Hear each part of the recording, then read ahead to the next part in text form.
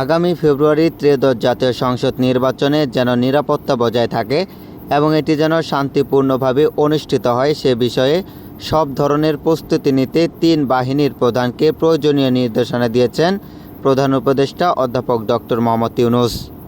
গতকাল সন্ধ্যা ৭টায় সেনাবাহিনীর প্রধান জেনারেল ওয়াকারুজ্জামান, নৌবাহিনীর প্রধান অ্যাডমিরাল মোহাম্মদ নাজমুল হাসান, বিমান বাহিনীর প্রধান air chief marshal Hasan Mahmud Khan রাষ্ট্রীয় অতিথি ভবন যমুনার প্রধান উপদেষ্টার সঙ্গে সাক্ষাৎ করতে গেলে তিনি নির্দেশনা দেন। এ সময় জাতীয় নিরাপত্তার উপদেষ্টা ডক্টর খলিলুর রহমান উপস্থিত ছিলেন। প্রধান উপদেষ্টার ভেরিফাইড ফেসবুক পেজে এ তথ্য জানানো হয়। বৈঠকে জাতীয় নিরাপত্তার পাশাপাশি দেশের আইন শৃঙ্খলা রক্ষায় সামরিক বাহিনীর সদস্যদের কঠোর পরিশ্রমের জন্য সাধুবাদ জানান প্রধান উপদেষ্টা। তিনি বলেন, গত 15 মাসে সেনাবাহিনী সহ সব বাহিনীর সদস্যরা দেশের আইন শৃঙ্খলা রক্ষায় অন্তত কঠোর পরিশ্রম করেছে।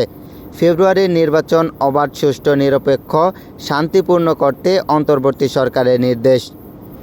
বৈঠকে নির্বাচনের জন্য সামরিক বাহিনী সব ধরনের প্রস্তুতি নিয়েছে বলে প্রধান উপদেষ্টাকে অবহিত করেন তিন বাহিনীর প্রধান। নির্বাচন ঘিরে আইন শৃঙ্খলা রক্ষায় 90,000 সেনা সদস্য, 2,500-এর বেশি নৌ সদস্য এবং 1,500 বিমান বাহিনী সদস্য মোতায়েন থাকবে। প্রতিটি উপজেলায় এক কোম্পানির সেনা মোতায়েন থাকবে।